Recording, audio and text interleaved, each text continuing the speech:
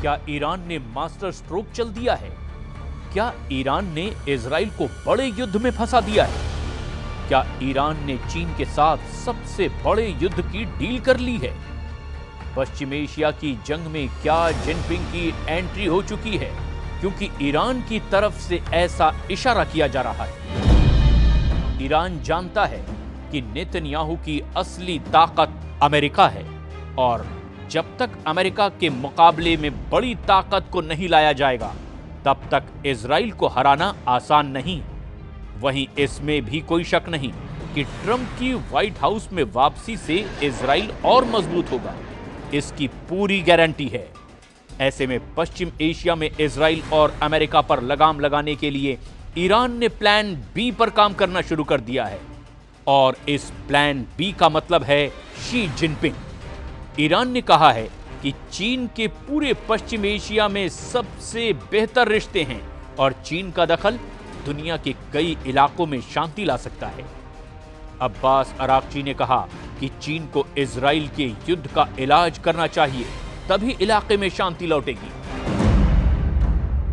चीन میتونه قدرت ایفای نقش سیاسی در منطقه برای حل و فصل اختلافات، برای کمک به کشورهای منطقه در جهت رسیدن به راه حل‌های مسالمت آمیز برای اختلافات خودشون کمک بکنه چین و جمهوری اسلامی ایران به سهم خودش از این حرکت استقبال میکنه و آمادگی همکاری رو داره.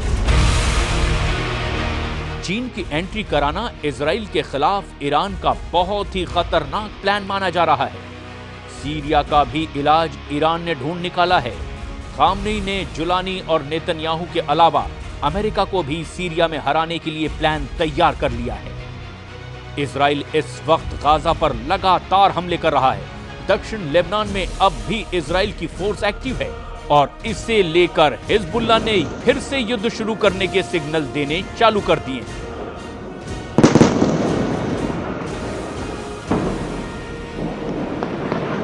لا يوجد جدول زمني يحدد أداء المقاومة لا بالاتفاق ولا بعد انتهاء مهلة 60 يوما في الاتفاق. لقد قلنا بأننا نعطي فرصة لمنع الخروقات الإسرائيلية وتطبيق الاتفاق وأننا سنصبر. لا يعني هذا أننا سنصبر لمدة 60 يوما.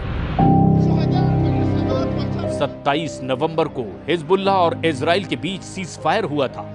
तब 60 दिन के अंदर इजराइल की फोर्स को दक्षिण लेबनान से हटाने की बात तय हुई थी।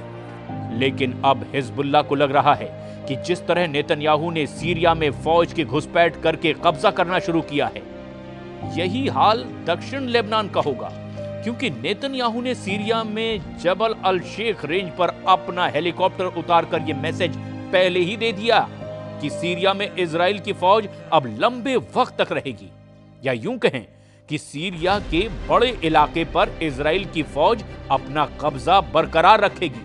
यही वजह है कि खामनेई ने भी ये कह दिया कि चाहे गाजा हो या लेबनान हो, सीरिया हो या फिर यमन, इजराइल के खिलाफ मरते दम तक युद्ध लड़ा जाएगा।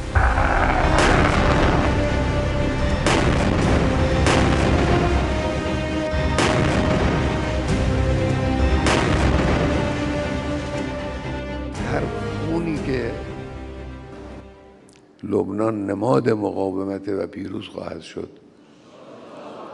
یمن هم نماد مقاومت و پیروز خواهد شد و انشاءالله دشمن و متجاوزین در رأس همه اونها آمریکای طماع و جنایتکار مجبور خواهند شد دست از سر مردم منطقه و ملت‌های منطقه بردارن و با ذلت از این منطقه انشاءالله خارج بشن. इसमें कोई शक नहीं कि ईरान एक तरह से सीरिया में हारा है। वहां की असद सरकार को हटाने के पीछे अमेरिका और इजराइल का जॉइंट प्लान रहा और बशर अल असद को सत्ता से हटाने में जुलानी सबसे आगे रहा और जुलानी का नजरिया इजराइल को लेकर काफी नर्म है। नेतन्याहू भी कह चुके हैं कि सीरिया में असद सरकार को हटाना इजराइल का मास्टर स्ट्रोक है।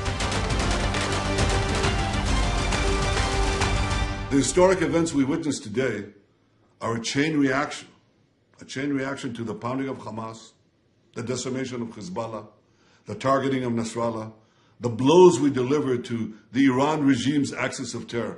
And all this came, as President Trump pointed out this week, because of Israel and its fighting success.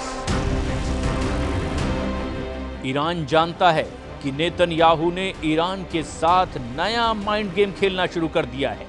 Iran की अपनी रणनीति है और इसकी वजह बड़ी मजबूरी भी है। सीरिया इस बात का सबूत है कि ईरान का रुख इजराइल को लेकर और सख्त होता जा रहा है। ईरान के विदेश मंत्री अब्बास अराक्ची ने इजराइल को चेतावनी दी कि अगर उस पर हमला करने की कोशिश हुई तो पूरा पश्चिम एशिया युद्ध में जलेगा।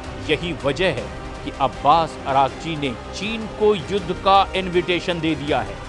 ईरान चाहता है कि चीन भी सीरिया, गाजा और लेबनान के वॉर जोन में एंट्री करे और इसे ही ईरान की चीन के साथ सबसे बड़े युद्ध की डील कहा जा रहा है। ईरान किसी भी कीमत पर नहीं चाहता कि सीरिया में इजराइल मजबूत हो, जबकि नेतन्याहू ने तो सीरिया में बफर जोन का एक्सटेंशन बनाना भी शुरू कर दिया है।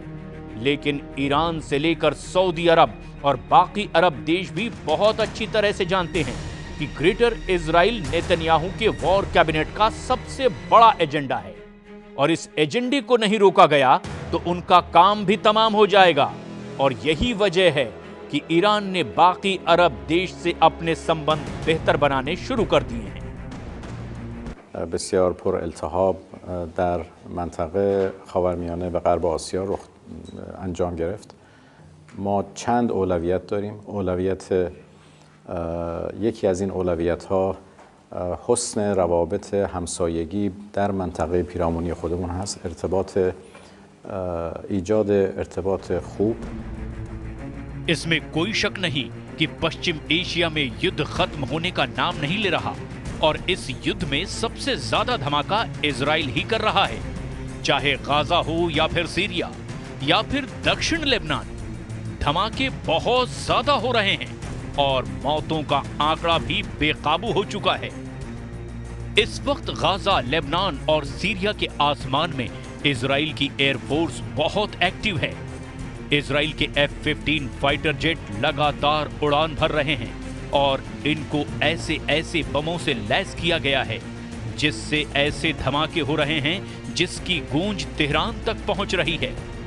इजराइल के इन धमाकों के साथ सीरिया में जुलानी का ऐसा तूफान आया है कि उस तूफान में न सिर्फ बशर अल असद की सरकार उड़ी बल्कि असद की मदद करने वाले पुतिन और खामनेई का मजबूत खूंटा भी उखड़ गया।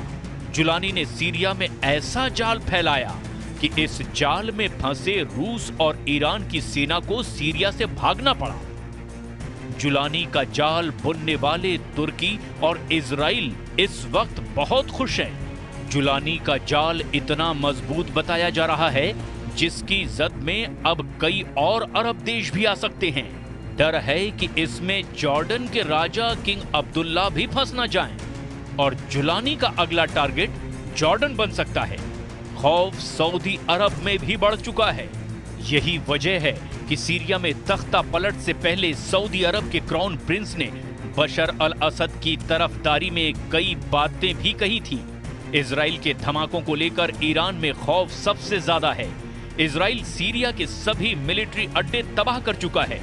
जुलानी के कब्जे के बाद तो लेबनान और ईरान के बीच वाली ईरान की सप्लाई लाइन भी अब खत्म हो चुकी है और यही वजह है कि ईरान बहुत ज्यादा बेचैन है।